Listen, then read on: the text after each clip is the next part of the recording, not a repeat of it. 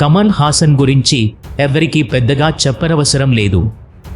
ప్రతి సినిమాలోనూ అతని నటన అద్భుతంగా ఉంటుంది.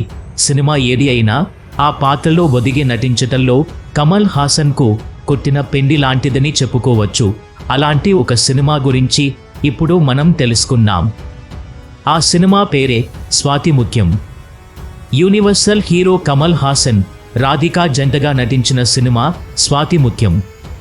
ఈ సినిమాకు ఈ మార్చి 13తో 38 సంవత్సరాలు పూర్తి చేసుకుంది. వెండితెరపై ఎన్నో జనరంజక చిత్రాలను రూపొందించిన దివంగత దర్శకుడు, దాదాసాహెబ్ ఫాల్కే అవార్డు గ్రహీత కె. విశ్వనాథ్ గారు ఈ చిత్రానికి దర్శకుడు. సినిమా నిర్మాణం పట్ల ఎంతో ప్యాషన్ ఉన్న నిర్మాత ఏరిద నాగేశ్వరరావు గారు ఈ చిత్రాన్ని తన పూర్ణోదయ సంస్థలో నిర్మించారు. అప్పట్లో ఈ సినిమా ఒక ట్రెండ్ సెట్టర్గా నిలిచింది. ఈ సినిమా కథ విషయానికి వస్తే, శివయ్య పాత్ర భక్తిగా లోకజ్ఞానం తెలియని అమాయకుడు, వయస్సు పెరిగినా గాని మనసు ఎదగని వెర్రిబాబులవాడు. మరోవైపు ఒక ఉన్నత కుటుంబానికి చెందిన అబ్బాయిని ప్రేమించి పెళ్లి చేసుకుని ఓ బిడ్డకు జన్మనిచ్చిన తర్వాత లలిత జీవితంలో అనుకోని సంఘటన చోటు చేసుకుంటుంది. తన భర్త చనిపోవడంతో అన్నావదనల దగ్గరే ఉంటుంది లలిత. ఓ రోజు గుడిలో సీతారామ కళ్యాణం జరుగుతున్న సమయంలో తన అమాయకత్వంతో విధవరాలైన లలిత మెడలో తాళి కట్టేస్తాడు శివయ్య.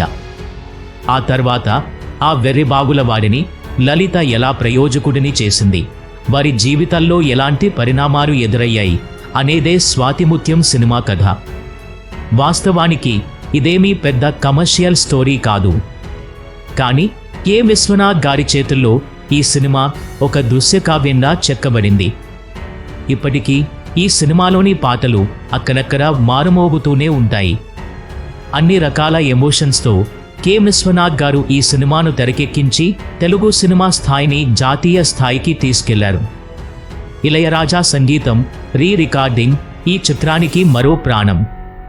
చిన్నారి పొన్నారి కిత్తయ్య, సువ్వి సువ్వి సువ్వాలమ్మ, రామ కనవేమిరా, ధర్మం శరణం దచ్చామి, మనసు పరికే మూన గీతం పాటలు ఆల్ టైమ్ హిట్స్గా నిలిచాయి. ఈ సినిమా ఎన్నో అవార్డులను, రివార్డులను సొంతం చేసుకుంది.